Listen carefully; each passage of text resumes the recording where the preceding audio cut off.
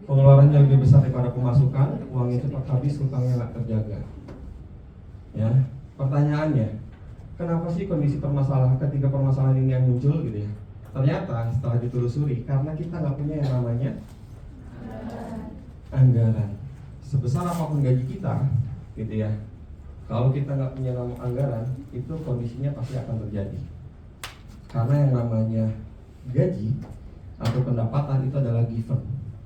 Ya, kita nerima. Ya, nanti teman-teman lulus dengan nilai terbaik, gitu ya, bekerja di tempat yang bagus, gitu ya, terus dapat gaji. Gaji itu yang kontrol siapa? Yang ngatur siapa?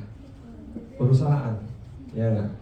Nah, tapi kalau misalnya yang namanya anggaran, gitu ya, setiap bulannya itu yang ngatur adalah diri kita sendiri.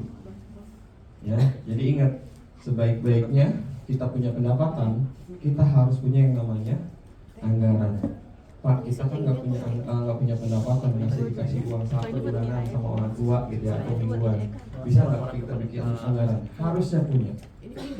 Karena supaya apa? Ya mungkin teman-teman juga udah melakukan sebenarnya, tapi memang belum pas gimana caranya supaya, gitu ya, uang bulanan, gitu ya, sebenarnya itu bukan untuk dihabiskan, tetapi untuk disisakan.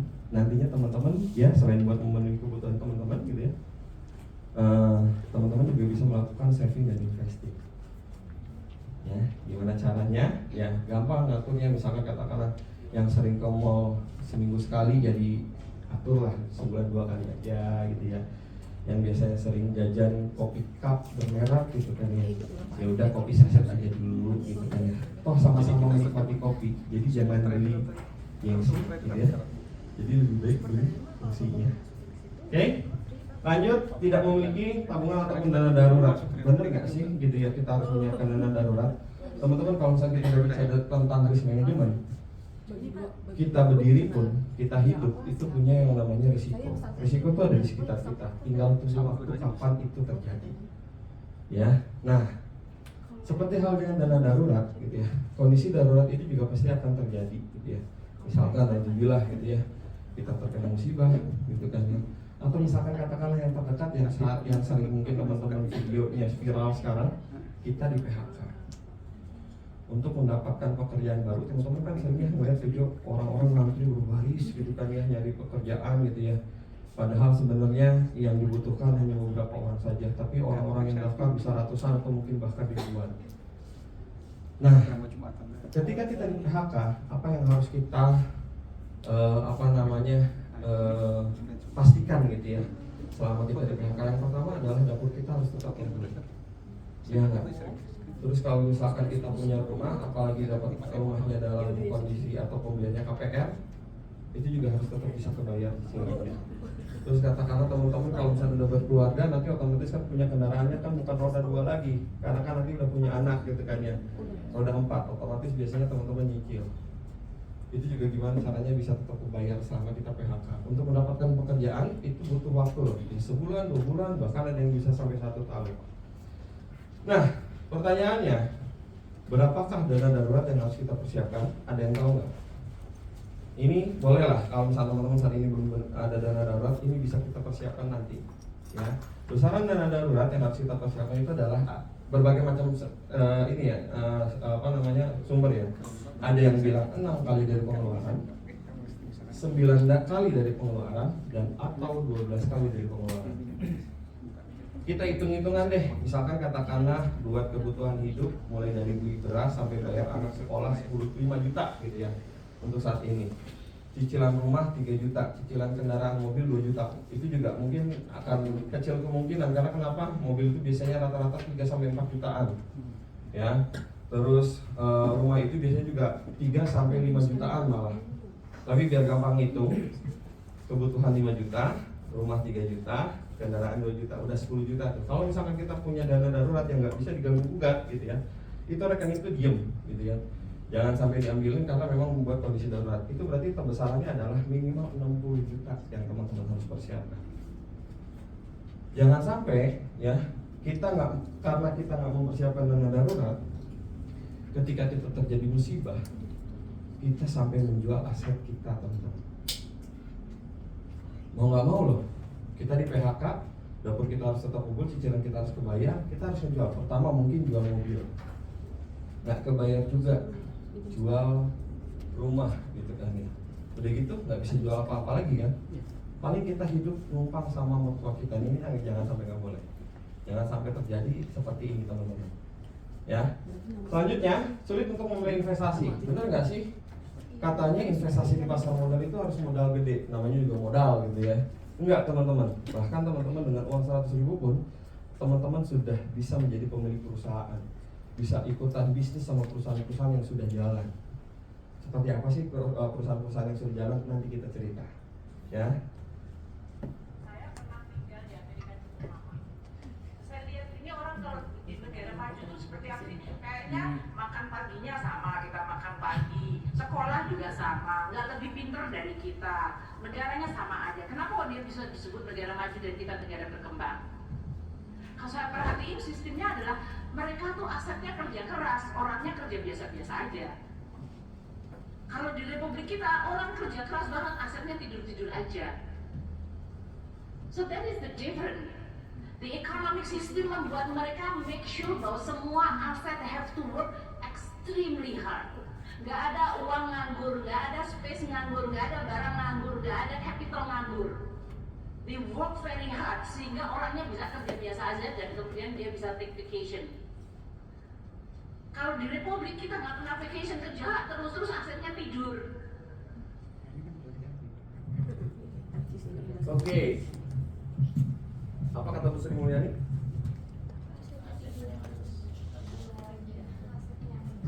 Ini fenomenal banget. Kenapa ini video lama tapi masih bertengger terus di materi saya?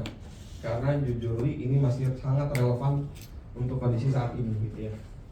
Bahkan pernyataan beliau ini sampai masuk ke beberapa laman berita gitu kan ya. Orang Republik Indonesia suka banting tulang tapi uangnya tidur, tapi sedikit-sedikit aja uangnya gitu ya. Kalau misalkan orang-orang di negara maju itu ya, orangnya tuh nggak pengen ada dana aset yang nganggur, semuanya diproduktifin. Cara kita untuk produktifkan dana atau aset kita itu adalah salah satunya yang kita melakukan investasi. Ya, kalau di negara berkembang atau negara Indonesia gitu ya, ini kebalikan, bahkan nggak mikirin yang namanya investasi. Ya, bahkan ya masyarakat Indonesia tuh dikenal sebagai masyarakat yang sering berutang demi gaya hidupnya. Ya, ada outfit terbaru, pay letter, ada gadget terbaru, foto selfie gitu ya. Bahkan teman-teman juga pernah kali ya dengar berita banyak masyarakat terutama di Jawa Barat itu adalah ranking pertama yang melakukan pinjaman online. Karena apa? Karena dia belum bisa mengatur keuangannya. Karena apa? Karena dia belum pernah merasakan ya manfaat dari investasi. Ya, karena apa? Karena manfaat dari investasi itu adalah adanya potensi imbal hasil. Tapi ingat, ketika kita berbicara mengenai investasi gitu ya, ada dua hal yang selalu ngikutinnya. Ini berlaku investasi dimanapun, mau di perbankan, ya, di komoditi, termasuk di pasar modal. Apa itu? Yang pertama potensi imbal hasil, yang kedua adalah potensi risiko. Ya, nggak ada yang namanya investasi tanpa risiko. Bahkan OJK bilang gitu ya, kalau misalkan ada penawaran investasi tanpa risiko gitu ya, itu diindikasi sebagai investasi yang bodoh. Karena sejatinya yang namanya investasi pasti ada unsur risikonya gitu ya. Next, kenapa sih mayoritas masyarakat Indonesia belum melek investasi? 275 juta masyarakat Indonesia yang baru menjadi investor di pasar modal, baru 12,8 juta investor. Ya, logikanya nih, ibarat kalau misalnya pasar modal itu adalah kue, ya, atau bolu, atau bolu, you know bolu, cake lah bahasa kerennya ya. Nah, direbutin sama 275 orang. Sebenarnya ini adalah waktu yang tepat ketika teman-teman pengen investasi di pasar modal, karena yang ngerebutinnya baru 13 orang kurang lebih. Ya nggak, jadi kebagiannya nanti masih banyak. Ternyata Alasannya macam-macam kenapa mayoritas masyarakat Indonesia belum melek investasi. Yang pertama adalah takut bodoh. Teman-teman, investasi di pasar modal ada lembaga yang ditunjuk pemerintah untuk ngawasinnya, untuk ngatur, ngawasin, dan melindungi. Siapa? Ada yang tahu? Betul, Otoritas Jasa Keuangan. Ya, kalau Bapepti itu ngawasin komoditi. Ya.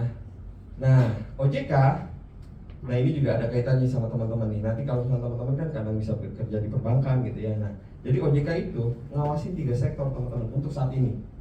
Ya, yang pertama adalah sektor perbankan, yang kedua sektor non perbankan seperti asuransi, dana pensiun gitu ya. Dan yang ketiga adalah sektor pasar modal.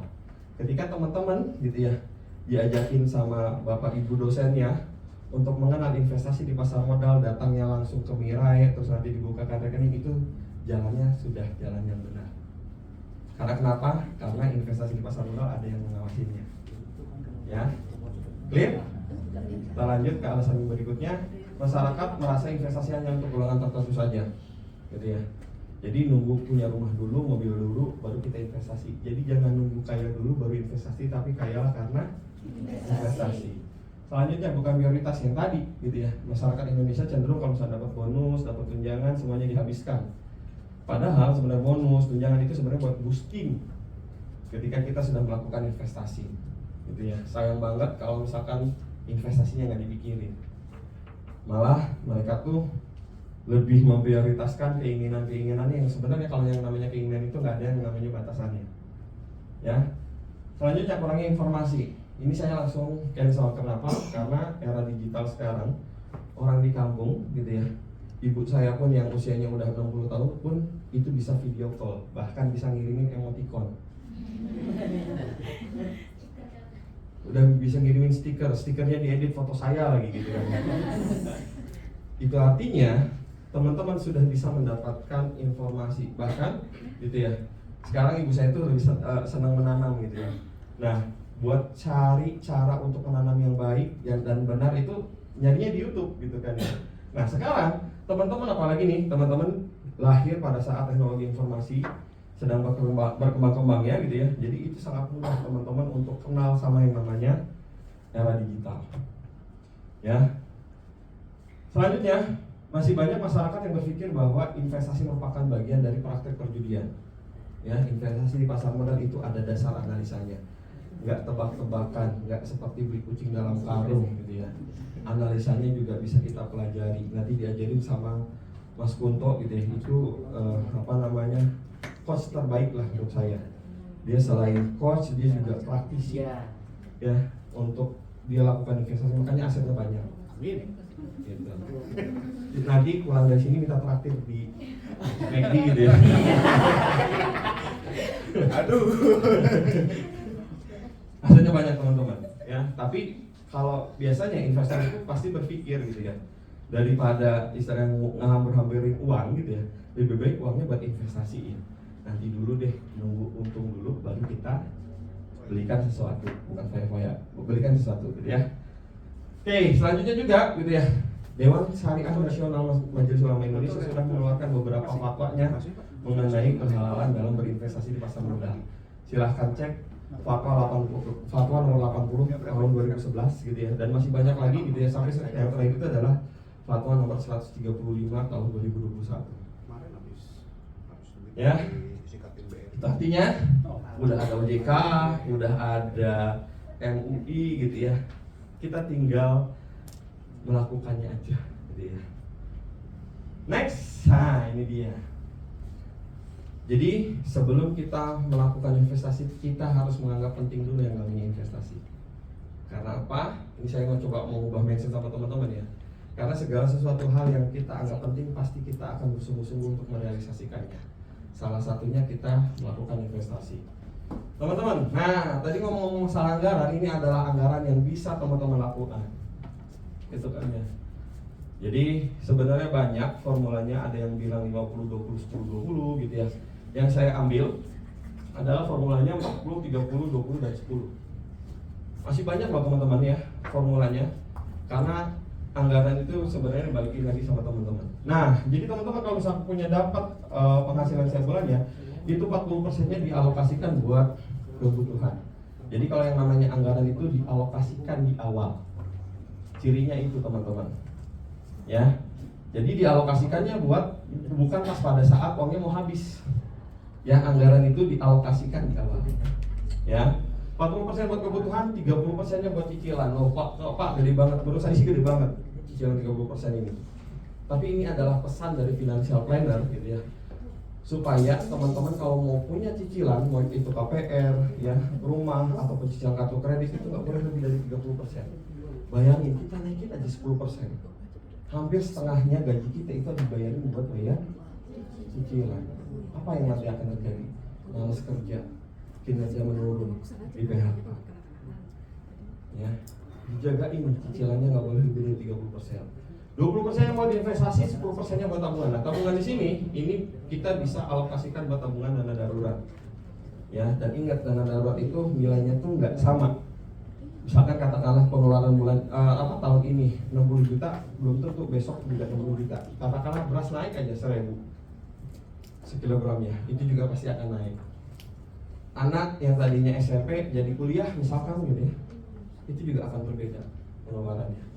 Ya, jadi dana darurat itu nilainya nggak pas, maksudnya nggak stagnan, pasti akan bertambah. Ya. Nah, terus 20%-nya buat investasi bisa nggak sih? Upah minimum Provinsi Jawa Barat aja baru 2.057.000 Pak. Iya, tapi kita mengenal yang namanya upah minimum kota dan kabupaten. Ya, masing-masing kabupaten kota nih beda-beda nih. Kayak kota Bandung itu 4,2 gitu ya. Di Karawang kalau nggak salah 5,4 atau 5,2 gitu ya. Tapi ada beberapa kabupaten kota yang lain ini, ada yang 2.300.000, 2.400.000 gitu ya. Macam-macam. Nah, kita ambil rata-rata gaji masyarakat Jawa Barat adalah 3,5 juta. Ya.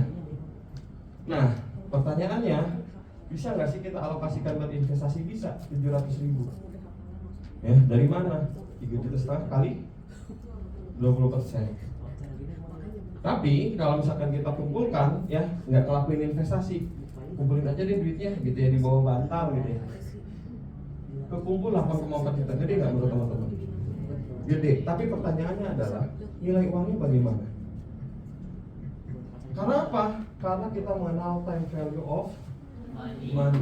Uang 100.000 di 10 tahun yang lalu dengan uang 100.000 sekarang itu akan berbeda. Ditambah kita mengenal yang namanya inflasi. Inflasi pasti akan dihadapi oleh semua negara termasuk Indonesia. Indonesia bagaimana? Sudah inflasi belum? Hah? Sudah belum? Sudah. Saya nggak mau ngejelasin masalah gross domestic product segala macam, takut pusing gitu ya. Yang saya akan ceritakan dan membuktikan bahwa Indonesia sudah mengalami inflasi adalah, teman-teman ini gambar apa? Bakso. Pernah dengar lagu Abang Tukang Bakso? Satu mangkoknya berapa? 500 perak. 200 perak itu dari kapan?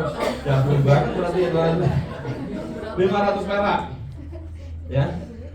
500 perak. Pertanyaannya sekarang, teman-teman ada lagu ada tukang bakso terus nyanyi lagu Abang Tukang Bakso, dikasih nggak? Yang ada dilempar kuah bakso. Nah, itu artinya ya berarti rata-rata kenaikan inflasi kita sudah mencapai 30 sampai 40 kali. Baksonya misalkan katakan 15.000. Bakso sapi ya. 15.000 misalkan. Ya, dari 500 ke 15.000 berapa? 30 kali. Ya. Ke mall 25.000. Berarti berapa? Udah 50 kali. Ya. Ingat teman-teman, inflasi ya sekali lagi dihadapi oleh semua negara, termasuk kita masyarakatnya. Jadi jangan sampai uang 700.000 kita yang tadi gitu ya, itu cuma hanya jadi 8,4 juta saja. Harusnya lebih. Caranya adalah uang 8,4 juta ini dari setiap bulannya ngeluarin 700.000 itu dialokasikan buat investasi. Dapat ya? Lanjut. Oke, makanan pokok kita nih. Mau nggak mau, suka nggak suka, punya nggak punya duit harus dibeli. Ya nggak? Betul. Nah, ini masih belum gonjang-ganjing cerita beras waktu di awal Januari 2024. Ya, ini masih Desember 2023. 2011 harga beras 1 kilogramnya adalah 7.900. Ya. Di Desember tahun 2023 udah 14.850. Itu artinya dalam kurun waktu atau selama 12 tahun kenaikan harga beras ini mencapai 88,2%. Tiap tahunnya menaik, mau tahu naik berapa? 7,4%. Bayangin, kalau misalkan ternyata rata-rata gaji masyarakat di seluruh Indonesia itu 8-12%, 7%-nya udah keburu sama beras. Belum kita buat pendidikan, belum kita buat beli, kan nggak mungkin makan beras doang, makan nasi doang gitu ya. Kita butuh telur, lauk dan lain-lain. Nah, ini yang harus kita perhatikan dan jeli harus lakukan sejak awal. Ya, jadi teman-teman nanti sudah terbiasa. Nah, kalau investasi di pasar modal, gitu ya, itu ada strukturnya teman-teman. Ya, yang pertama ada yang namanya Self Regulatory Organization. Siapa? Ada Bursa Efek Indonesia, Klinik Jaminan Efek Indonesia, dan Kustodian Sentral Efek Indonesia. Ketiga organisasi ini atau perusahaan ini diamanahkan oleh Undang-Undang Nomor 8 Tahun 95. Levelnya udah levelnya tuh udah undang-undang gitu ya teman-teman ya. Nah, selanjutnya mereka nggak buat 3 nih, ada yang lainnya buat bantuin mereka gitu ya. Misalkan katakanlah ada perantara pedagang efek gitu ya, siapa? Dari aset sekuritas gitu ya. Terus ada lembaga penunjang, profesi penunjang, emiten. Ada yang tahu perusahaan tercatat yang tadi saya bilang, kita punya uang 100.000 kita bisa ikutan bisnis sama perusahaan yang sudah jalan. Ada yang tahu nggak perusahaan tercatat itu apa? Ya betul. Terus? Contohnya seperti BCA. Terus?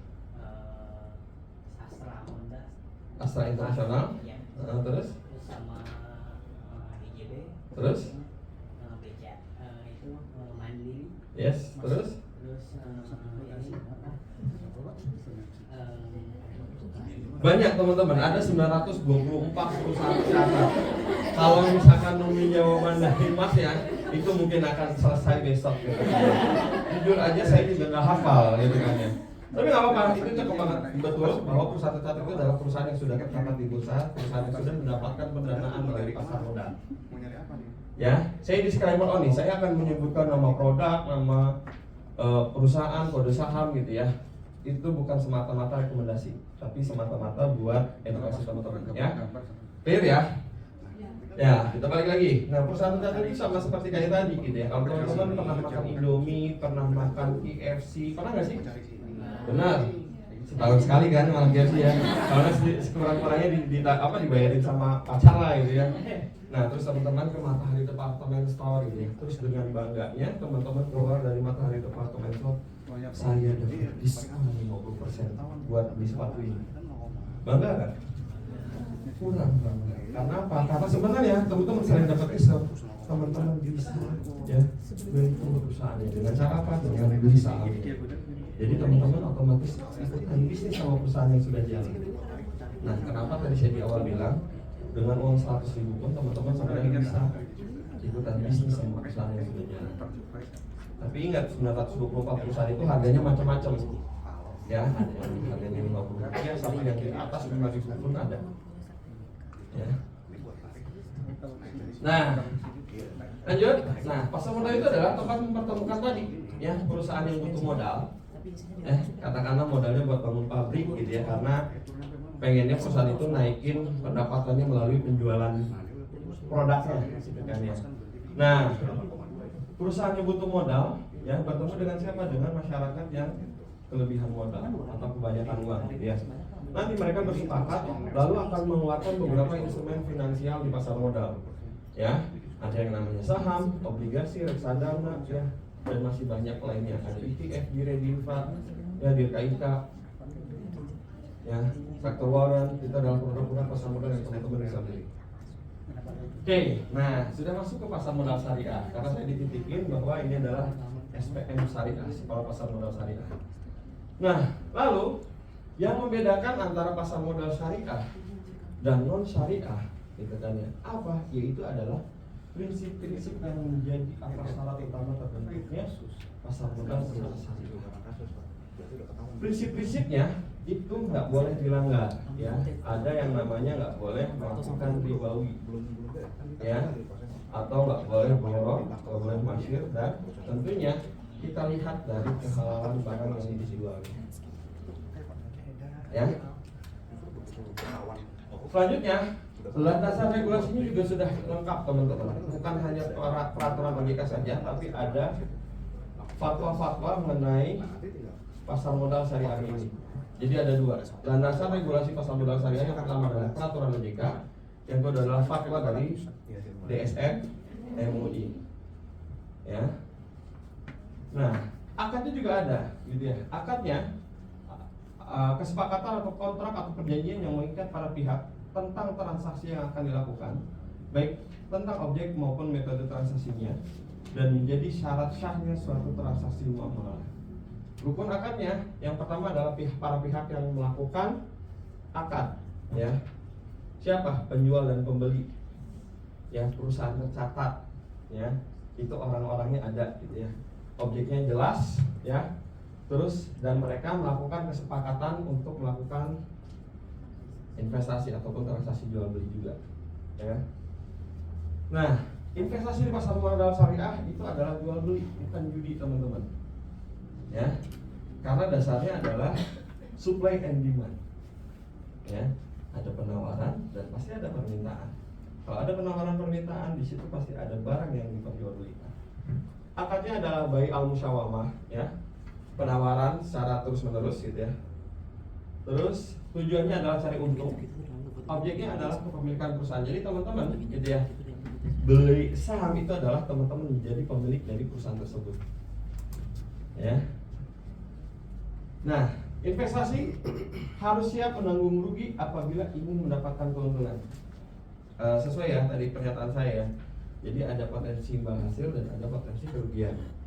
Terus tidak ada keuntungan tanpa risiko, ya. Tadi saya bilang juga bahwa yang namanya investasi sejatinya pasti ada yang namanya unsur risikonya. Nah, ini adalah efek-efek syariah, ya, yang ada di pasar modal syariah. Mulai dari saham syariah, ya, saham syariah. Terus ada yang namanya reksadana syariah, ada ETF syariah, dan ada sukuk, ya. Teman-teman nanti materinya saya kirimin, ya. Tenang aja, biar buat teman-teman barangkali ada tes dari Bapak Ibu dosen, ya. Kemarin ujiannya apa, ternyata jadi ujianin gitu kan, ya. Yang foto-foto sih enak, Bu, gitu kan, yang masih bisa belajar gitu. Foto-foto bingung. Tapi nanti saya materinya akan saya kirimkan, ya. Nah, lalu tadi ada ternyata kebermanfaat adanya pasar modal di Indonesia. Yang pertama, tadi saya bilang bahwa kalau owner mau naikin penjualan dari mau menaikin laba dari penjualan barang atau penjualan produksinya, gitu ya. Nah, maka dia harus membangun pabrik. Dia nggak punya duit ceritanya, ya. Kalau minjem ke perbankan sudah mentok karena sudah banyak. Akhirnya sebagai alternatif pendanaan dia masuk ke pasar modal, ya. Nanti dia akan menerbitkan saham, gitu ya. Terus dia akan mendapatkan modal dari masyarakat. Akhirnya bangunlah pabrik, katakanlah pabrik Indomie, pabrik Indofood, gitu ya. Nah, setelah bangun pabrik, otomatis akan menciptakan lapangan pekerjaan buat masyarakat, ya. Selanjutnya, bagi masyarakat yang sebelumnya kita kenal yang namanya investasi di perbankan, gitu ya, terus di komoditi, masyarakat juga bisa berinvestasi di pasar modal, ya. Selanjutnya, bagi perusahaan, ya, nanti perusahaan itu akan dimiliki oleh publik. Karena kenapa? Karena nanti publik yang akan membeli atau memiliki perusahaan tercatat tersebut, ya. Dan tentunya ketika perusahaan sudah mencatatkan sahamnya di bursa, dia harus menerapkan prinsip good corporate governance, ya. Dia harus menerapkan adanya internal audit, adanya komite audit, adanya corporate secretary, adanya risk management, gitu ya. Sehingga resiko perusahaan bisa dikelola, ya, bisa diminimalisir risikonya sehingga menimbulkan trust atau kepercayaan buat masyarakat, ya. Kenapa tadi saya bilang bahwa ketika kita investasi di saham, kita bisa ikutan bisnis yang sudah jalan dan risikonya sudah dikelola. Ketimbang teman-teman punya uang misalkan katakanlah 5 juta, 10 juta, ada yang ngajakin bisnis, lihat dulu gitu ya. Mendingan, ini menurut pandangan saya, mendingan kita ikutan bisnis sama yang tadi. Usahanya sudah dikelola dengan baik gitu ya. Produknya jelas, kita juga menikmatinya. Dari dulu sampai sekarang masih ada perusahaannya. Kan kita bisnis kan pengennya panjang. Gak mungkin kan kita ikutan bisnis berdoa besok bangkrut gitu kan ya. Pasti berdoanya maju terus gitu kan ya. Nah, kenapa kita nggak ikutan sama bisnis yang udah jalan dari dulu? Logikanya ke situ ya teman-teman ya. Nah, apa itu saham? Saham itu adalah surat bukti kepemilikan dari perusahaan. Saya punya analoginya teman-teman. Ini gambar apa? Gerobak bakso. Ya, kenapa saya dari awal sampai sekarang bakso terus, karena saya doyan bakso. Beneran. Ini saja kalau misalnya habis dari sini saya mau bakso di Superindo. itu ini loh, aku viral loh teman-teman, tahu nggak? Nah, udah pernah makan bakso di situ? Nanti keluar dari sini ya. Nah, ceritanya katakanlah ada Mas Bijo pengen jualan bakso, satu gerobaknya butuh uang berapa? 8 juta rupiah. Tahu dari mana? Itu. Tapi si Mas Bojo punya uang berapa coba? Nggak tahu. Mas Bojonya punya uang 1 juta rupiah. Ya, caranya gimana? Caranya adalah ketemu ke 7 temannya. Ya, macam-macam nih. Ada perempuan, ada laki-laki gitu ya. Jadi mereka harus bisa mengumpulkan ya untuk menyertakan modal itu masing-masing berapa? 1 juta rupiah. Nanti mereka akan menyertakan modal masing-masing 1 juta rupiah ke si Mas Bejo. Ya. Nah, yang namanya bisnis kan tujuannya adalah pengen berkembang gitu kan ya. Misalkan katakanlah gerobaknya jadi 2 nih. Ya. Maka nilai investasi yang mereka lakukan juga akan berkembang. Ya, ini konsep dasar mengenai investasi saham ya. Nah, dan tentunya karena ini adalah saham, investasinya bisa diperjualbelikan kepada orang lain, masyarakat umum, orang yang lebih banyak lagi. Ya, sudah ketangkap? Ya. Sesimpel ini ya mengenai saham, transaksi jual beli saham pun seperti ini. Ya. Udah kan? Ya. Simpel teman-teman mengenai konsepnya ya. Nah, tapi teman-teman ya, konsep saham merupakan konsep kegiatan musyarakah atau syirkah, yaitu penyertaan modal dengan hak bagi hasil usaha. Jadi kalau misalkan teman-teman gitu ya menyertakan modal kepada suatu perusahaan, maka teman-teman harus ada imbal hasilnya. Ya. Salah satunya adalah dividen.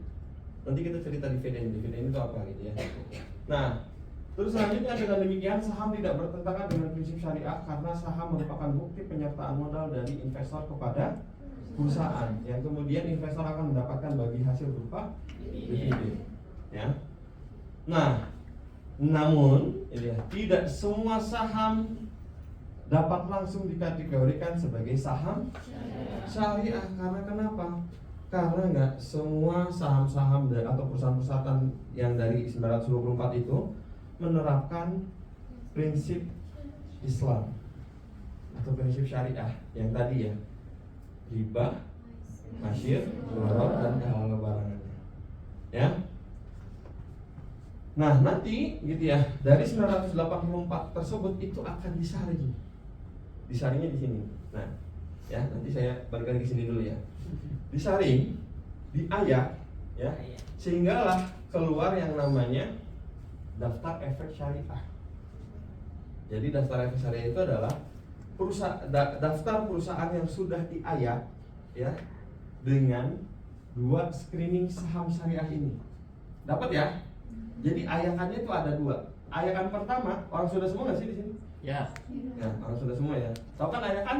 Tahu. Nah, ayakan penyaring. Nah, saringan pertama itu dilakukan oleh atau dilakukan dari sisi apa? Dari sisi bisnisnya. Bisnisnya itu nggak boleh yang namanya perjudian. Ya, teman-teman, bursa itu bukan hanya bursa efek Indonesia aja. ada bursa Malaysia, ada bursa di New York juga, ada pasar uang di New York ya. Teman-teman pernah ke New York nggak? Enggak, saya juga belum pernah. Nah, tapi teman-teman pernah ke ini nggak? Las Vegas, Kansas itu? Belum pernah. Di situ kan banyak ya apa namanya usaha-usaha judi, kasino, tahu kan? Bukan kasino Indro ya? Tahu kasino kan? Nah, ya tempat-tempat perjudian. Nah, itu mereka juga bisa berbentuk perusahaan dan akhirnya mencatatkan sahamnya di bursa Amerika. Kan begitu ya. Nah, itu nggak boleh, otomatis sudah langsung ya masuk daftar syariah. Alhamdulillahnya di Indonesia kan yang namanya kasino itu belum ada, itu kan ya. Jangan. Ya. Terus perdagangan yang dilarang, misalkan perdagangan apa namanya obat-obatan terlarang, misalkan gitu ya, itu nggak boleh. Ya. Jasa keuangan ribawi ya, perbankan yang masih menerapkan apa namanya konsep ribawi itu nggak boleh. Makanya bank-bank konvensional gitu ya seperti tadi Bank BCA, Bank Mandiri itu nggak masuk ke daftar efek syariah, ya. Terus jual beli risiko mengandung unsur ketidakpastian gorol dan atau judi ya tadi ya, produksi yang distribusi barang haram merusak moral dan atau mudorot. Nah, mengenai mudorot, teman-teman pernah tahu ada perusahaan rokok yang sudah mencatatkan sahamnya di bursa? Tahu nggak? HM Sampurna Gudang Garam.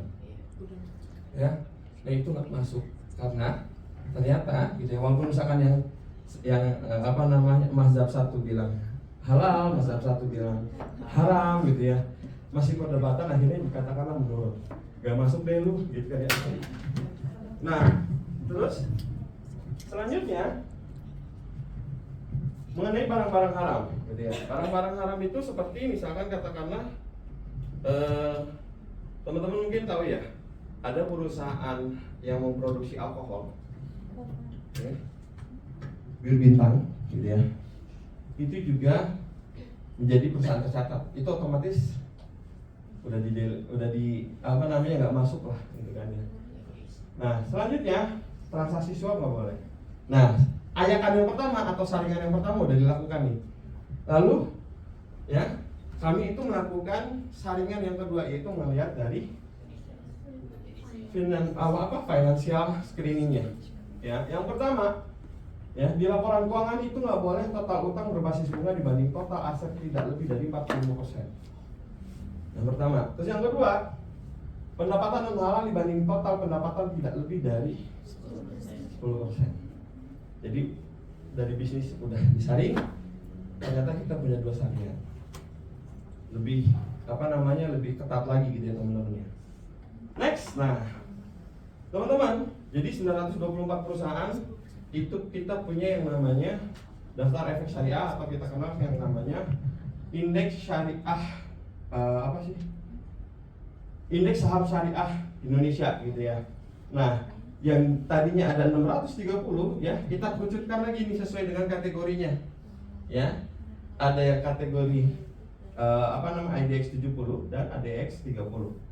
Gitu ya, tergantung dari si tingkat dari kapitalisasi pasarnya.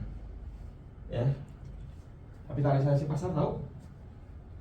Tahu nggak?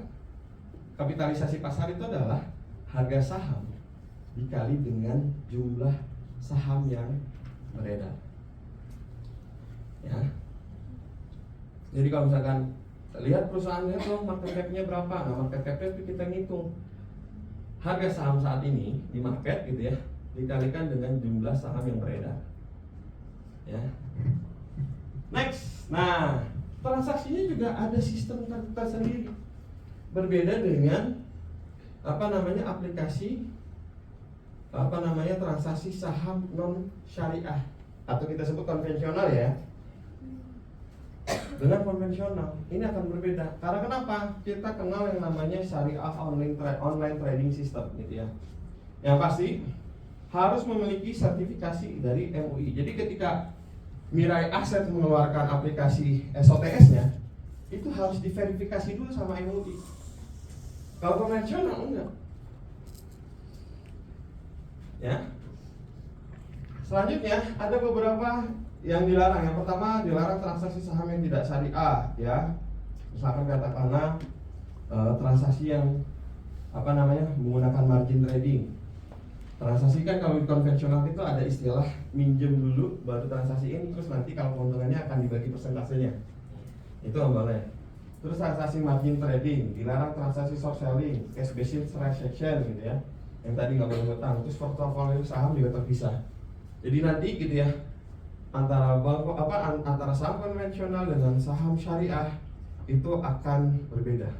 Tapi teman-teman tetap punya ya ibaratnya rekening gitu ya yang konvensional ya. Karena apa? Karena daftar efek syariah ini itu nggak tetap ya.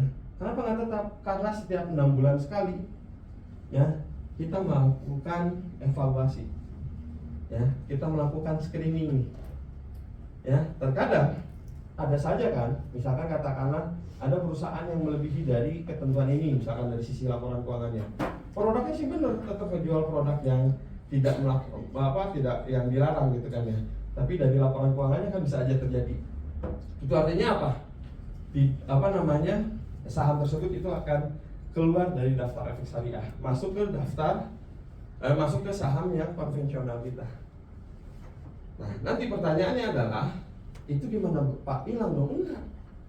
Nanti kita kasih informasi nih Pak gitu ya. Misalkan katakanlah ada saham ABCD gitu ya, itu keluar dari daftar efek syariah. Bapak Ibu mau menjualnya apa enggak? Ya kalau misalnya kita mau menerapkan prinsip syariah, ya otomatis kita jual dong, ya nggak sih? Ya dijual. Jualnya kapan? Jualnya kapan? Ya pada saat ya kita mau jual dan sesuai dengan harga market pada saat itu. Ya, jadi jangan didiemin. Tapi misalkan Pak, itu didiemin, dan saya juga nggak akan transaksi di konvensional kok Pak, gitu kan misalkan. Kan suatu saat juga dia juga akan balik lagi. Contoh apa? Misalkan katakanlah ada perusahaan nih, ternyata dia mengeluarkan yang namanya obligasi.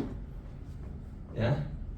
Kan kalau obligasi itu biasanya per seri ya, seri 1, seri 2, seri 3. Nah, seri 1 kebayar, dia nyiptain seri ketiga, seri keempat misalkan. Udah lebih tuh dari 45%. Kan obligasi adalah utang ya. Nah, otomatis kan keluar. Nah, nanti pas pada saat seri yang keduanya kebayar, otomatis kan mengecil lagi. Ya nggak? Nah, itu juga otomatis akan balik lagi tuh ke daftar efek syariahnya kita. Gitu. Ya. Nah, proses go public teman-teman. Tadi kalau misalnya PT Baso pengen mencatatkan sahamnya di bursa, dia harus mendapatkan yang pertama kontrak pendahuluan dari Bursa Efek Indonesia, ya. Yang kedua harus mendapatkan pernyataan efektif dari Otoritas Jasa Keuangan. Jadi nggak semua perusahaan bisa tiba-tiba ujuk-ujuk mencatatkan sahamnya di bursa. Kita harus evaluasi dulu, mulai dari aspek legal, aspek keuangan, duitnya mau dipakai apa gitu kan ya, dan lain-lain. Ya. Setelah mendapatkan 2 langkah ini, si PT Baso ini bisa menjual sahamnya di pasar perdana. Ini proses ngejual doang. Makanya ada istilah saham IPO, saham initial public offering, saham yang baru pertama kali diperjualbelikan. Ya, saham yang perdana kali dijual, gitu ya. Nah, nanti ya setelah sahamnya dimiliki oleh publik ya di pasar perdana, makanya pasar modal itu dibagi 2 pasar, pasar primary market atau pasar perdana atau secondary market di pasar sekundernya. Ya. Nah, nanti sahamnya sudah dibeli sama masyarakat, bisa diperjualbelikan di mana? Di pasar sekunder. Nanti ketemu sama investor-investor yang lebih banyak lagi. Ya. Dan tentunya ada bentuk pengawasan dari Bursa Efek Indonesia. Nah, membeli saham di pasar perdana teman-teman sekarang bisa sambil rebahan di rumah. Karena apa? Karena sudah berbasis website. Kalau dulu teman-teman tuh harus ngantri tuh di depan buat dapetin saham IPO. Kalau sekarang teman-teman tinggal sambil rebahan di rumah. Tapi syaratnya, ingat ya teman-teman, kalau misalnya ada pertanyaan, kok Pak, saya kemarin masuk ke website ini gitu kan ya, tapi kok nggak dilakukan penjatahan? Saya tanya gitu kan ya. Pada saat pemesanan harganya sesuai dengan harga final nggak? Karena kenapa? Karena di sini itu harga sahamnya belum terbentuk, masih di rentang harga. Jadi nanti caranya gini, teman-teman daftar, cek perusahaan-perusahaan, ya perusahaan-perusahaan yang sedang melakukan IPO. Misalkan katakan ada 5, Perusahaan 1, 2, 3, 4, 5. Perusahaan 1 dengan rentang harga saham, namanya juga rentang ya, itu misalkan katakanlah 1000 sampai 1200. Yang kedua 2000 sampai 2200 gitu ya. Dan selanjutnya. Sekarang teman-teman ngincernya saham yang pertama nih. Di 1000 sampai 1200. Tadi 1000 sampai 1200 ini ya. Misalkan katakanlah teman-teman ya udah deh. Teman-teman mau pesan 10 lot gitu ya di harga 1100. Ternyata harga finalnya perusahaan itu menentukan bahwa oke, harga saham kita adalah 1100. Secara sistem akan dilakukan penjataan. Pak, rugi dong Pak. Kalau misalkan katakanlah ada yang nawarin ada yang mesen saham di harga 1200, rugi 100 perak dong Pak gitu ya. Bayangin kalau misalkan dikalikan 100, dikalikan katakanlah 1000 loh. Enggak teman-teman, yang kita akuin itu adalah di 1100. Logikanya, kenapa sih kalau misalkan saham akan dilakukan penjataan sesuai dengan harga final yang kita pesan gitu ya? Berarti teman-teman mampu di harga sesuai dengan harga final. Ya, walaupun teman-teman misalkan katakan ada orang gitu ya, Pak, saya kemarin pesen 1000 lot loh. Berarti otomatis saya mampu untuk membayar gitu ya. Tapi harganya berapa? Di 1000 Pak. Kan harga finalnya 1100. Berarti dianggap bahwa investor tersebut nggak mampu untuk beli. Kan kita nggak nanya yang namanya sistem, kan sistem nggak bisa mungkin ngobrol sama orangnya. Duit itu berapa? Kan nggak gitu, ya. Jadi selama harga final atau melebihi harga final, secara sistem akan dilakukan penjataan. Nah, mengenai mekanisme perdagangan saham di pasar sekunder, gitu ya. Nanti antara investor jual dan investor beli itu mereka saling ordernya di mana? Di aplikasi anggota bursa. Ya. Misalkan katakanlah ada investor jual yang ada di Papua atau Makassar deh. Si Daeng itu mau menjual saham misalkan katakanlah Telkom gitu ya. Si investor beli misalkan katakanlah si Akan dari Sukabumi gitu ya. Nah, mereka tuh nggak saling ketemu nih, nggak saling call-callan. Mereka ketemunya masing-masing ordernya itu melalui aplikasi anggota bursa. Ya. Nah, lalu matchingnya ada di Bursa Efek Indonesia. Jadi Bursa Efek Indonesia memiliki namanya Jakarta Automatic Trading System yang bisa menghandle 90 aplikasi anggota bursa. Jadi semuanya matchingnya ada di bursa. Di matching ini nanti si ini sama si ini cocokin jadi gitu ya. Nah, nanti ada tugas KP yang melakukan pencatatan dari masing-masing investor gitu ya. Nah, siapa yang akan menyelesaikan? Ya, yaitu adalah KSEI. KSEI bertugas untuk menyelesaikan hak dan kewajiban dari masing-masing investor. Si investor jual, ya, nanti kalau misalnya terjadi match ya teman-teman ya, itu akan mendapatkan uangnya. Si investor beli akan mendapatkan sahamnya. Ya, kapan? T+2. Jadi kalau misalnya ini hari Senin ya. Nah, teman-teman misalkan transaksi hari Senin, maka uang dan barangnya itu akan terselesaikan di hari Rabu. Karena T+2. Kalau teman-teman transaksi di hari Jumat, maka akan selesai di hari ini Selasa, karena Sabtu Minggu kita libur. Ya. Nanti kita ada jadwal perdagangan ya teman-teman ya. Nah, tahu ini apa? Grafik trading, terus ada lagi?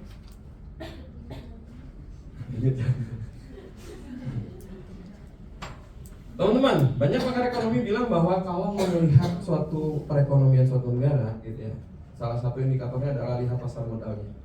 Pasar modal identik dengan IHSG. Ini adalah perjalanan IHSG kita. Ada yang tahu IHSG? Indeks harga saham gabungan. Ya. Nah, ini adalah perjalanan IHSG kita, ya.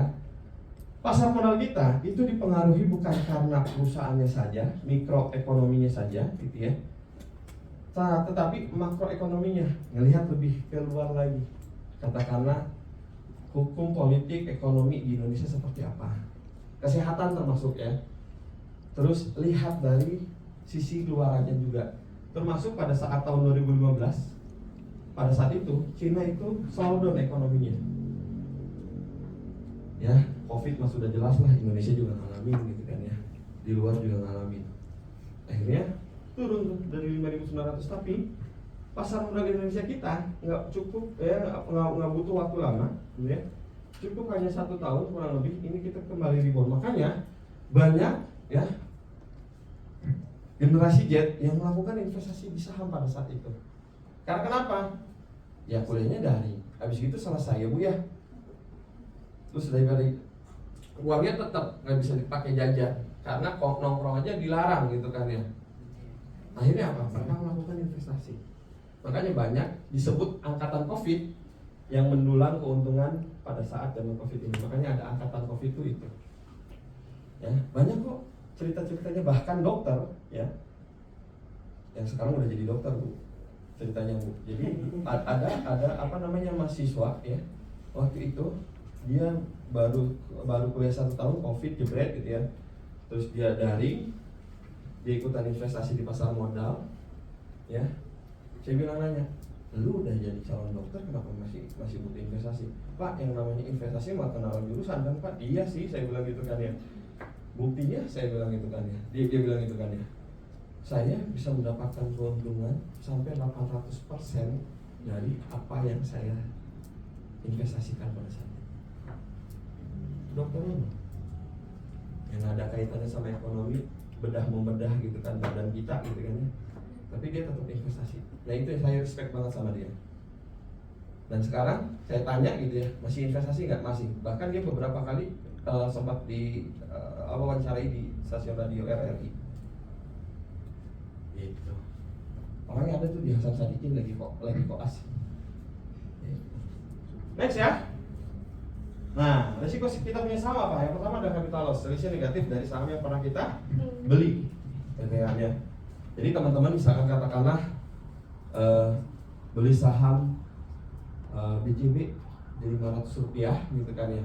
Sekarang Rp400, maka Rp100 itu adalah capital loss. Tapi ada tapinya nih. Teman-teman sebelum menjual sahamnya itu masih potensial loss teman-teman. Terus apa yang harus kita lakukan ketika saham kita lagi turun? Ya, ketika saham kita lagi turun, teman-teman lakukan analisa. Ada analisa fundamental, ada analisa teknikal, baca berita gitu kan ya. Cari tahu mengenai perusahaannya lagi ngapain gitu kan ya. Oh harganya sahamnya lagi turun. Kalau misalkan katakanlah laporan keuangan masih mencatatkan laba, produknya masih dicintai sama masyarakat gitu kan ya, apalagi itu manajemennya masih bagus gitu kan ya. Ya mungkin itu karena faktor supply and demand aja. Banyak orang yang ngejual saham tersebut, justru itu adalah kesempatan kita untuk nambah. Karena kenapa?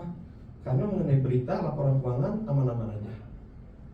Ya, karena ada suatu momen di dalam 1 tahun ini masyarakat tuh atau investor tuh ngejual sahamnya. Kok ngejual sahamnya? Iyalah, orang juga butuh duit ya sih. Rata-rata di akhir tahun tuh saham tuh pada dijual. Buat apa? Buat nyairin keuntungannya.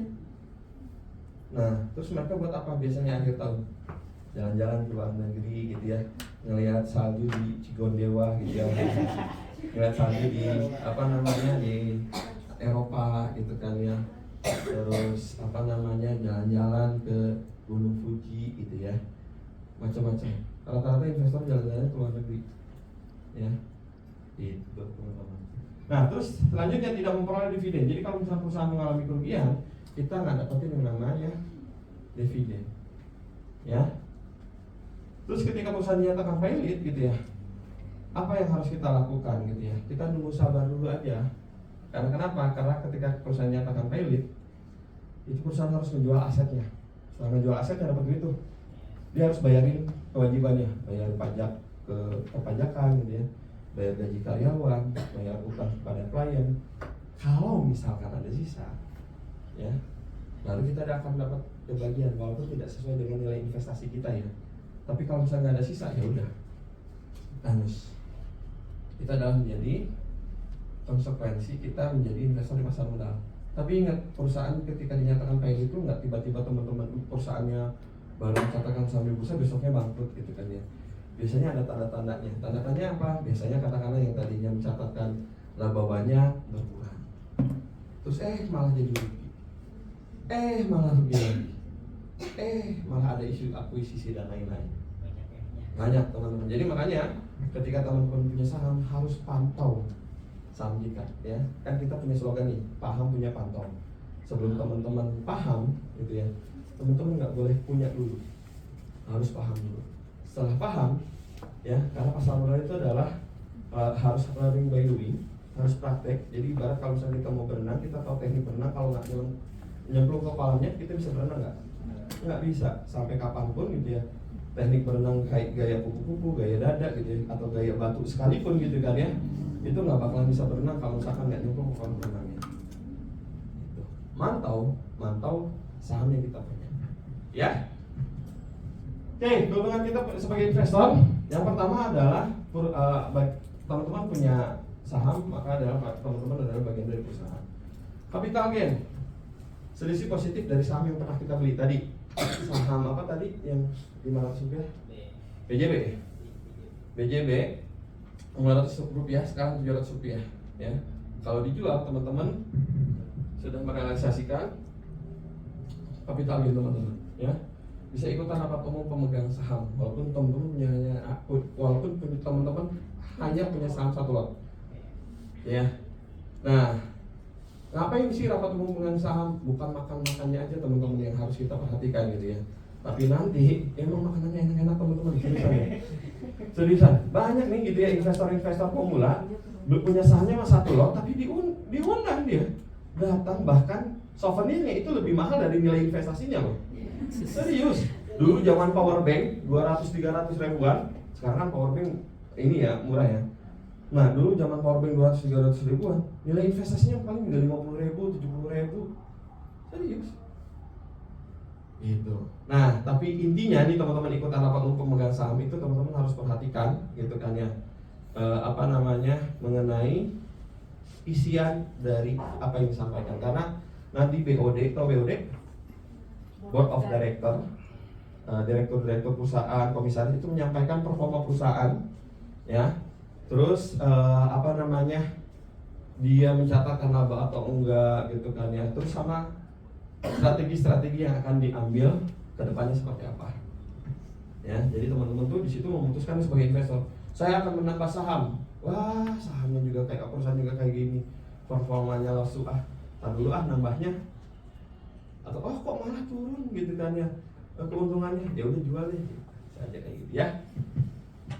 Nah terus bisa ketika perusahaan mendapatkan keuntungan, maka perusahaan wajib membagikan kepada para pemegang saham.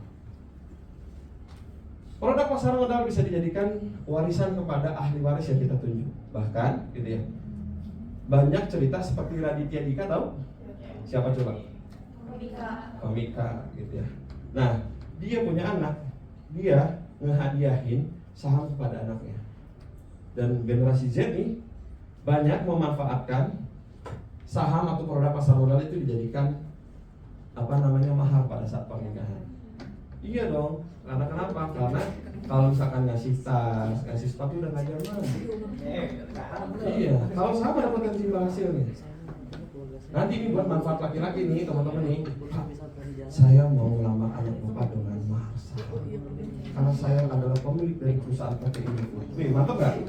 Mantap. Terus nanti calon mertuanya bilang, wih, calon menantu saya nih gitu kan, pemilik perusahaan PT Indofood gitu ya. Padahal maharnya cuma hanya 10 lot. Jangan malu-maluin lah kalau mahar misalkan minimal 1000 lot gitu kan ya. Gitu. Karena kita mau ngawinin anak orang loh, bro ya. Lanjut. Jadwal transaksi perdagangan saham teman-teman, kita bagi 4. Ada pre-opening, trading session, pre-closing, dan post-trading ya.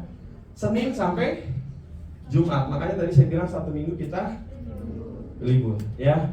Nah, terus Senin kita bagi 2 juga ya, Senin sampai Kamis ya. Dan sesinya juga setiap harinya itu dibagi 2 sesi untuk transaksi jual belinya. Sesi pertama akan dibuka jam 9 dan ditutup jam 12. Sesi kedua dibuka jam 13.30 dan ditutup 15.49 ya. Untuk hari Jumatnya ingat ya, pokoknya patokannya kalau Jumatan berarti orang yang nungguin mesin gitu kan ya, Jumatan nih gitu ya. Maka akan ditutup jam 11:30 dan akan dibuka kembali jam 14.00 ya. Nah, pertanyaannya, ada berapa jam nih di hari terpanjang? Coba di total ada berapa jam jadwal transaksi jual beli kita satu harinya? Hampir 5,5 jam. Mau tahu teman-teman transaksinya berapa setiap harinya? Rata-rata nilai transaksi harian kita itu sudah 10,7 triliun rupiah. Berapa saham atau berapa lembar saham yang ditransaksi ini? Kita 8 miliar lembar saham. Rata-ratanya. Bayangin kalau saham masih dalam bentuk warkat atau kertas, berapa truk yang akan masuk ke kantor bursa, berapa orang yang lidahnya kering karena buat ngitungin sahamnya. Sekarang saham udah dalam bentuk digital ya teman-teman ya. Jadi itu udah otomatis. Yang nyimpennya siapa? Custodian Central Efek Indonesia. Jadi nggak usah khawatir, itu sudah otomatis. Kalau teman-teman beli saham nggak usah bawa-bawa kertas. Kalau mau jual gitu ya, mau jual saham teman-teman nggak usah bawa-bawa kertas, karena sudah digitalisasi. Oke, teman-teman lihat, ini adalah satuan transaksi saham kita. Jadi satuan transaksi saham kita adalah satu lot itu adalah 100 saham, ya. Jadi satu lot ya teman-teman, satuannya bukan satu slot ya. Kalau satu slot beda lagi. Nah, satu lot itu adalah 100 saham. Dan tentunya dari 924 perusahaan tadi saya bilang harganya macam-macam. Ada yang di bawah 200 gitu ya, ada bahkan di 50 rupiah juga ada gitu ya. Ada yang di atas 500. Setiap naik dan turun harga saham itu ada aturan mainnya, ya. Katakanlah ada saham ABCD di harga 90. Jadi dia ada di kelompok yang mana? Yang pertama, ya. Sehingga kenaikan dan penurunan itu harus 91, 92, 93 gitu ya. Kalau misalnya teman-teman nawar juga jangan harus sesuai dengan ketentuan gitu ya. Saham 90 jadinya 115 gitu. Nggak bakalan bisa gitu kan ya. Jadi teman-teman harus punya ketentuannya, ya. Kalau misalkan ada yang nawar terkait tadi, itu secara sistem akan ditolak dan maksimumnya adalah 10. Kalau naik ya jadi 100, kalau turun jadi 80. Selanjutnya itu ya, ada auto rejection system. Ini adalah bentuk perlindungan Bursa Efek Indonesia kepada konsumen atau kepada investornya, ya. Lihat aja teman-teman, waktu saya terbatas jadi agak di skip sedikit ya. Nah, jadi ibarat kalau harga saham setiap harinya itu nggak boleh lebih dari plafonnya, dan kalau naik ya, kalau turun itu nggak boleh tembus dari lantainya. Dapat ya? Nah, saya punya analogi. Katakanlah ada saham di harga saham terakhir kemarin itu adalah 3.000 rupiah, ya. Maka dia ada di kelompok yang mana? Yang kedua. Nggak boleh naik per harinya, itu ya, sebanyak 25%, atau nggak boleh turun setiap harinya 25%. Jadi kalau di harga saham 3.000, maksimal harga setiap harinya berapa coba? Ada yang tahu nggak? Saya izin minum. Ayo hitung. Hitung. Gampang hitungnya, aduh. 3.000 tuh kali.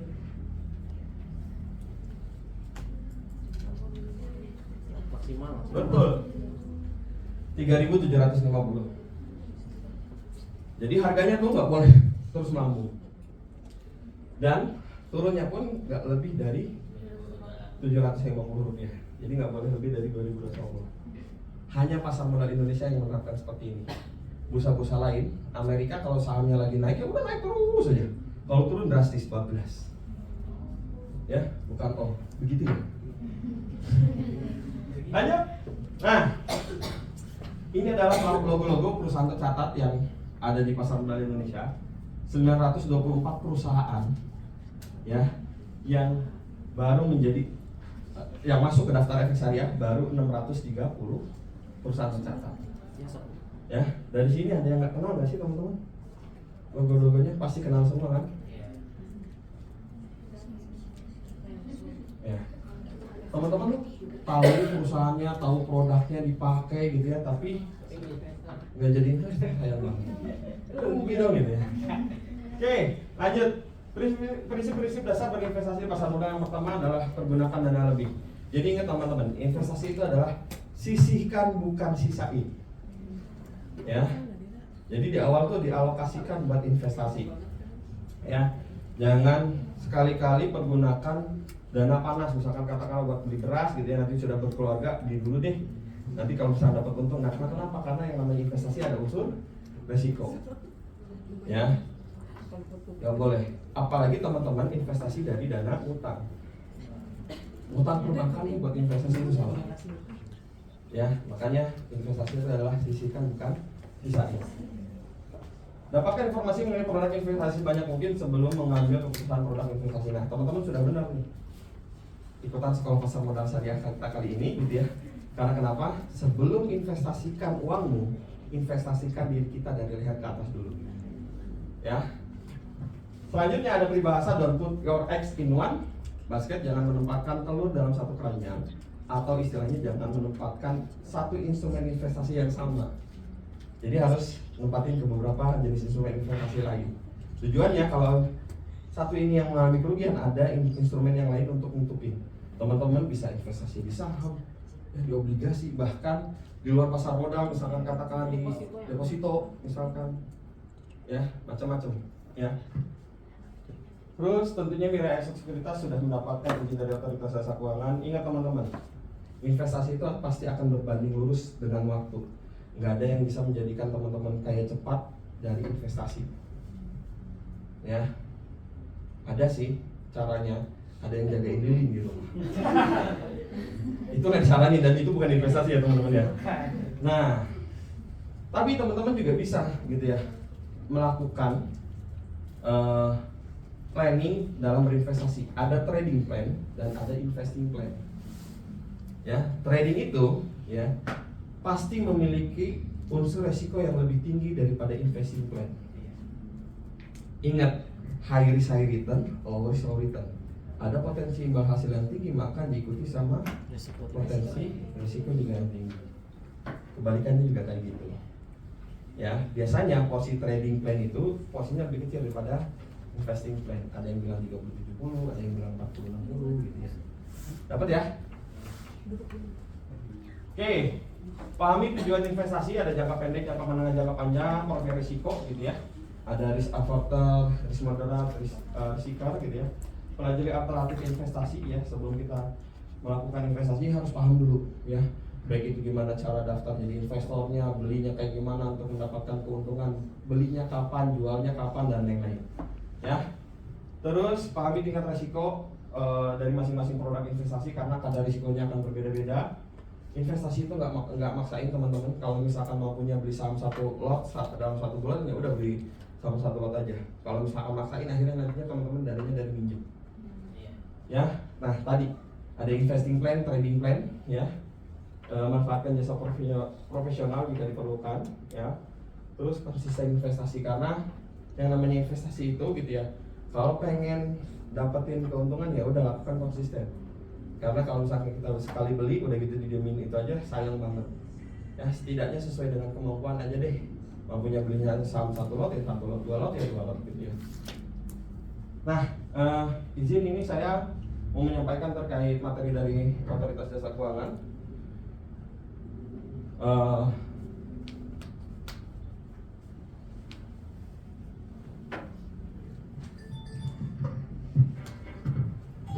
Wah, ada tawaran investasi nih. Bosnya bagus juga ya. Bikin video ini ya.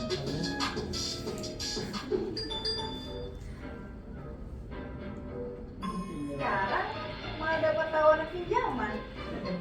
Lumayan sih buat belanja-belanja. Tapi aman gak ya tawaran investasi dan pinjaman tadi? Kamu nanya. Ya udah, biar aku kasih tahu ya.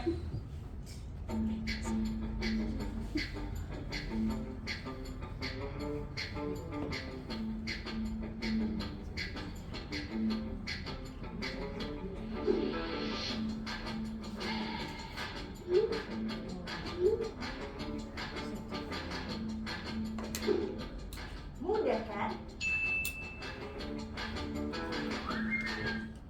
Nah, untungnya ada video ini saya bisa minum. Garing loh. Oke, lanjut teman-teman ya. Jadi OJK tuh punya Satgas Waspada Investasi ya, nanti ya saya cerita. Nah, jadi di tahun 2022 ini sangat signifikan sekali teman-teman. Ada 112 triliun rupiah masyarakat yang mengalami kerugian. Ternyata bukan karena pelakunya aja, tapi karena masyarakat, karena kitanya juga gitu ya, mudah teriming-iming sama kita nggak paham yang namanya investasi gitu ya. Makanya ini teman-teman sudah Terima kasih, bilang terima kasih dong sama Bapak Ibu guru dong. Bapak dosen dong. Karena sudah ngajarin gitu kan, yang ngajakin kita untuk mengenal investasi. Ya, siapa lagi kalau misalkan nggak melalui Bapak Ibu dosen supaya kita kenal yang namanya investasi pasar modal. Nah, ini adalah ciri-cirinya teman-teman. Nanti baca aja ya.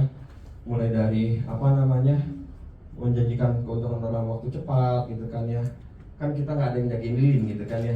Terus selanjutnya member get member ya, terus memanfaatkan tokoh, selebgram, artis dan lain-lain gitu ya. Nah, ingat teman-teman, kalau kita sudah masuk ke investasi ilegal, uangnya akan cukup sulit untuk dikembalikan. Ya, karena kenapa? Karena biasanya mereka sudah membagi-bagikan kepada member-member lama. Ya, sedih nggak? Sedih. Makanya harus hati-hati. Nah, OJK menjadi kepala atau ketua dari Satgas Waspada Investasi gitu ya, didukung oleh beberapa, mulai dari kepolisian, kejaksaan dan lain-lain. Dia melakukan pencegahan seperti sosialisasi dan melakukan penanganan kalau misalkan ada aduan dari laporan dari masyarakat. Makanya saya berpesan kepada teman-teman, kalau misalkan ada yang sudah terjerumus terhadap investasi ilegal gitu ya, atau pinjaman online ilegal atau gadai ilegal, itu laporin ke OJK ya, supaya apa? Setidaknya saudara kita minimal nggak terjerumus ya, nggak bayar kok, walaupun memang di awal kita direpotkan untuk minta data dan lain-lainnya, tapi setidaknya kita sudah berbuat baik lah gitu kan ya, untuk saudara kita minimal ataupun masyarakat. Nah, ini adalah entitas yang dibukukan. Nah, ini adalah cara-cara kita untuk mendapatkan informasi apakah investasi yang kita akan jalani itu adalah yang akan kita jalani itu adalah investasi ilegal ataupun tidak, di bawah pengawasan otoritas jasa keuangan gitu ya. Silahkan teman-teman catat, bisa nelfon, bisa ke WhatsApp, bisa ke email ataupun bisa ke websitenya ya. Oke, ini adalah inspirator kita, ada Warren Buffett ya. Warren Buffett ini adalah investor pasar modal terkenal di dunia ya. Dia sudah melakukan investasi sejak usia 11 tahun ya. Dia dulu menjadi orang terkaya nomor 1 di dunia. Bosan kali ya, makanya dia menghibahkan 50% kekayaannya. Tapi setelah menghibahkan 50% kekayaannya, dia masih menjadi orang terkaya di dunia. Udah bosan kali duit gitu ya, dibagiin. Nah, ini adalah Paulo Kengkong, Warren Buffett di Indonesia. Sama juga, dia juga value investor ya. Dia bilang, saya memilih saham melihat manajemennya apakah menerapkan good governance atau tidak. Kalau perusahaan sudah mencatatkan saham minggu, saya otomatis sudah menerapkan GCG, teman-teman. Yuk mulai berinvestasi, sisihkan jangan sisain gitu ya. Sesuaikan dengan tujuan. Ya, ada tujuan jangka pendek, jangka panjang, jangka menengah gitu. Jangka pendek itu misalkan katakanlah buat apa gitu ya. Jangka panjang misalkan katakanlah buat masa pensiun gitu ya. Terus mulai dari diri sendiri, nggak usah ikut-ikutan orang lain karena profil risikonya akan berbeda dengan kita ya. Mulai dari sekarang, karena kenapa? Waktu yang terbaik buat investasi di pasar modal itu adalah sekarang. Kalau nungguin besok, harga sahamnya udah keburu naik gitu ya. Apakah Bapak bisa sekaya sekarang kalau tanpa berinvestasi? Kalau hanya kerja aja? Nggak bisa. Jadi kalau dilihat net worth Seseorang. net worth seseorang, kalau net worth itu bahasa simpelnya mungkin adalah kekayaan atau kesejahteraan, whatever. Itu kalau dilihat dari komposisi, hampir 90% dari kekayaan saya itu ada di surat berharga. Ya. Dan surat berharga itu 80% atau 75% adalah saham. Ada yang kenal? Siapa dia? Nah, Kemenparekraf ya. Jadi sebenarnya dia itu juga adalah investor. Ya mungkin kalau menurut saya dia jadi Kemenparekraf itu buat killing time gitu ya. Karena sebenarnya orangnya udah kaya ya. Dia bilang bahwa 90% kekayaannya dari surat berharga. Surat berharga itu ada obligasi dan saham. Dia mention juga tuh 75-80% ini berasal dari saham. Sebegitu besar teman-teman ya, multiplier efek ketika kita memanfaatkan investasi di pasar modal. Mudah-mudahan teman-teman bisa ngikutin jejak atau sejarahnya Pak Sandiaga Uno. Nanti ketemu saya bisa jajanin cilok gitu kan ya. Enggak dari nama ya, tapi kalau doanya sih beneran. Amin. Oke, mungkin itu saja teman-teman yang bisa saya sampaikan langsung atau pertanyaan ada bisa boleh. Boleh, mungkin kita batasin ya Pak, supaya nanti biar gak lamaan ke Iya. Pak Kuntonya. Iya. Mungkin saya buka pertanyaan untuk 2 orang penanya. Dua. Silakan. Satu Oh, Pak cewek, ada yang satu gini cowok. Pak. Kalau kayak gitu. Rifki sama Dea mungkin ya. Boleh, Rifki sama dia, silakan. Mau pakai mic boleh? Siapa dulu? Hah? Enggak, di handphone dia dulu soalnya. Jangan dipakai nyanyi ya. Oh, yang itu bisa nyanyi Pak tapi. Oh itu bisa ya Pak nyanyi. Nanti jadi kita. Mangga. Oh, mungkin banyak sekali gitu ya di media sosial yang mengiming-imingkan bahwasannya investasi, ada yang namanya tuh investasi yang marketnya tuh market pasaran gitu kan. Menurut Bapak gitu kan, apakah bagus ketika kita terjun di market pasar yang ibaratnya yang orang-orang yang seperti yang market pasarnya di atas terus gitu, apakah lebih memilih investasi yang sahamnya lagi di bawah terus apa yang di atas terus down gitu, atau Oke. gimana? Tapi saya karena masuk ke sosial media, saya ngejelasin dulu mengenai masuk sosial media ya. Jadi banyak influencer teman-teman gitu ya, apa namanya, yang sebenarnya nggak di-endorse sama bursa gitu ya. Dia ada yang ngajak, ada yang ngasih tahu bahwa gue beli saham ini segala macam gitu ya. Pesannya itu adalah, gitu kan ya, ketika ada informasi-informasi seperti itu, lakukan analisa sendiri. Karena kenapa? Fundamental dan teknikal kita bisa pelajari sendiri kok. Apalagi fundamental sudah ada yang lengkap di aplikasi nilai aset. Menghitung ROA, ROE, apalagi PER, ya PBV segala macam itu semuanya udah ada di aplikasi nilai aset gitu ya. Teknikalnya memang kita harus pelajari. Nah, itu yang pertama. Lakukan analisa dulu ya sebelum. Jadi jangan langsung main telan aja, tapi kita lakukan investasi. Analisa dulu. Terus yang kedua, Pak, apakah kita kalau misalnya punya modal gitu ya, mau beli saham yang di harga yang di atas terus, misalkan katakanlah saham-saham LQ45 gitu kan ya, saham-saham yang kalau kata investor mah blue chip gitu kan ya. Nah, tergantung. Kalau tujuannya jangka panjang, punya profil risiko moderat gitu ya, itu bisa di situ, gitu ya. Tetapi kalau misalkan kita gitu ya, untuk tujuan jangka menengah, jangka pendek, itu biasanya memang nyari saham-saham yang memiliki value investing yang bagus. Contoh hal katakanlah kayak Pak Lok Eng Hong gitu ya. Pak Lok Eng Hong itu adalah value investing teman-teman. Dia cari saham-saham yang memiliki fundamental bagus tapi harga sahamnya lagi di diskon gitu kan ya. Dia bilang tuh, saya investasi seperti saya cari mobil Mercy dengan harga Avanza gitu. Itu akan lebih terasa. Tapi memang biasanya waktunya nggak cepat, itu lumayan agak panjang. Tapi bukan untuk durasi jangka panjang untuk pensiun gitu ya. Itu Mas Rizky bisa dapat. Oke. Silakan satu lagi. Yang itu Itu di depan. Oh iya. Ya, silakan. Izin Pak, pertanyaannya adalah kan tadi ada analogi kalau don't put your eggs in one basket gitu. Mungkin itu agak relate kalau misalnya asetnya banyak. Kalau buat pemula kayak kita yang asetnya masih belajar, masih minim juga gitu Pak. Cara bijak investasi agar sesuai dengan analogi tersebut itu seperti apa? Terima kasih. Oke, baik, terima kasih. Kata siapa modalnya harus banyak? Teman-teman bisa beli produk kok pasar modal yang lebih murah. ETF cuma 10.000. Sekarang saya mau nanya, uang sakunya lebih dari 10.000 kan setiap harinya? Itu yang pertama. Terus yang kedua, ETF misalkan udah masuk nih investasi ETF. Terus kedua, bisa ngeluarin uang 100.000 setiap bulan ya? Bisa beli saham, gitu kan ya? Bisa. THR dapat berapa THR kemarin? Oh udah nggak dapat, masa udah nggak dapat, tapi setidaknya dapat jatah buat beli baju lebaran gitu kan ya? Misalkan katakan 5 juta gitu kan?